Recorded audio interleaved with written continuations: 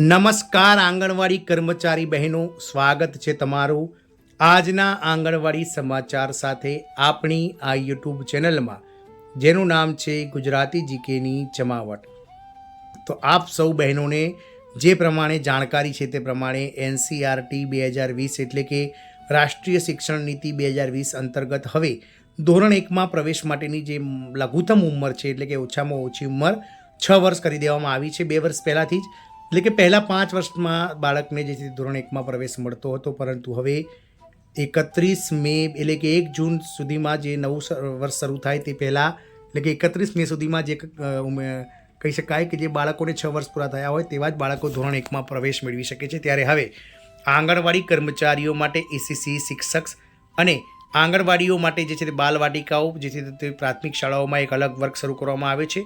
અને હવે આંગણવાડીઓને પણ સ્માર્ટ પ્રી સ્કૂલ બનાવવાને લઈ અને સરકાર દ્વારા જે છે તે કહી શકાય કે હાથ ધરવામાં આવી છે કવાયત. તો આજના વિડીયોમાં આપણે વિગતવાર જાણીશું કે આંગણવાડીઓ જો સ્માર્ટ પ્રી સ્કૂલ બનશે તો બાળકોને માત્ર રમકડા જ નહીં પરંતુ આધુનિક શૈક્ષણિક પદ્ધતિ અને ટેકનોલોજીના સથવારે જે શિક્ષણ અપાશે તેનાથી દેશનો પાયો કેટલો મજબૂત બનશે અને સરકારની આ રણનીતિ જે છે તે કેટલી કામ આવશે તેને લઈ અને આજના આંગણવાડી સમાચારમાં આપણે વિગતવાર ચર્ચા કરીએ.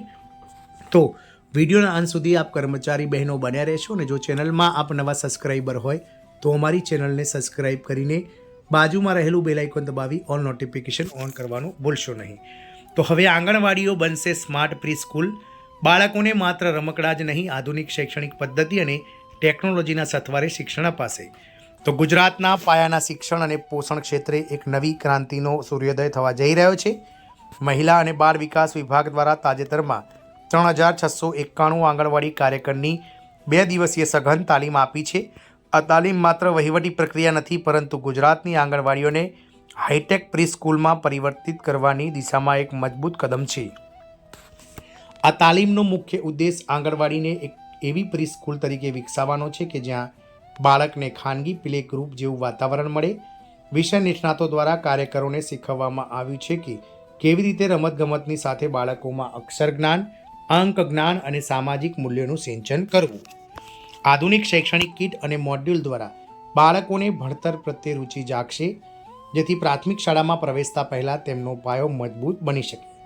પરંપરાગત રીતે આંગણવાડીઓ માત્ર પોષણ અને રસીકરણના કેન્દ્ર તરીકે ઓળખાતી હતી, પરંતુ હવે આ છબી બદલાઈ રહી છે. આ તાલીમ બાદ હવે રાજ્યની આંગણવાડીઓમાં બાળકોને માત્ર રમકડા જ નહીં પરંતુ આધુનિક શૈક્ષણિક પદ્ધતિઓ અને ટેકનોલોજીના સથવારે પાયાનું શિક્ષણ આપવામાં આવશે. આ 3691 નવા કાર્યકરો જ્યારે પોતાના કાર્યક્ષેત્રમાં હાજર થશે ત્યારે તેઓ પોતાની સાથે આધુનિક વિઝન અને ટેકનોલોજીનું જ્ઞાન લઈને જશે.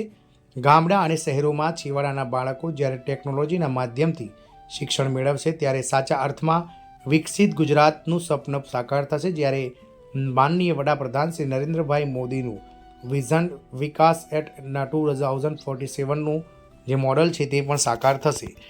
રાજ્ય સરકારનું આ પગલું સાબિત કરે છે કે ભવિષ્યની પેઢીને તૈયાર કરવા માટે હવે આંગણવાડીઓ માત્ર પોષણ કેન્દ્ર રહી નથી પણ તે ટેકનોલોજી અને જ્ઞાનના આધુનિક કેન્દ્રો બની રહી છે. આ તાલીમબદ્ધ કાર્યકરો ગુજરાતના બાળકોના ઉજ્જવળ ભવિષ્યના ઘડવૈયા સાબિત થશે. ટેકનોલોજી પર વિશેષ ફોકસ, જેમાં કાર્યકરોને વિવિધ સરકારી એપ્લિકેશન્સ અને ડિજિટલ મોડ્યુલ્સ માટે ટ્રેનિંગ આપવામાં આવી છે. ડિજિટલ ટ્રેકિંગ, બાળકોની હાજરી, તેમના વજન, ઊંચાઈ, પોષણ સ્તર અને તેમના શૈક્ષણિક વિકાસનું હવે ડિજિટલ ટ્રેકિંગ કરવામાં આવશે. એપ્લિકેશનનો ઉપયોગ એટલે કે નેશનલ ન્યુટ્રિશન મિશન એટલે કે NNM ડિસ્ટ્રિક્ટ કોઓર્ડિનેટર્સને દ્વારા કાર્યકરોને એવી રીતે તૈયાર કરાયા છે કે તેઓ દરેક બાળક અને કિશોરીના ડેટાને સચોટ રીતે અપડેટ કરી શકે. પારદર્શક કામગીરી, તો ટેકનોલોજીના ઉપયોગથી આંગણવાડીની કામગીરીમાં વધુ પારદર્શકતા આવશે અને જરૂરિયાતમંદ બાળકો સુધી સરકારી યોજનાઓનો લાભ ત્વરિત પહોંચશે. પોષણ સંગમ સર્વાંગી વિકાસ યોજનાનું ડિજિટલ ટ્રેકિંગ સચોટ બનશે. માત્ર શિક્ષણ જ નહીં પરંતુ સુપોષિત ગુજરાતના સંકલ્પને સાકાર કરવા પોષણ સંગમ અને ICDS યોજનાની ઝીણવટભરી વિગતો કાર્યકરોને આપવામાં આવી છે. તાલીમ પામેલા કાર્યકરો હવે માતાઓ અને બાળકના આરોગ્યના રક્ષક તરીકે વધુ સક્ષમ બન્યા છે.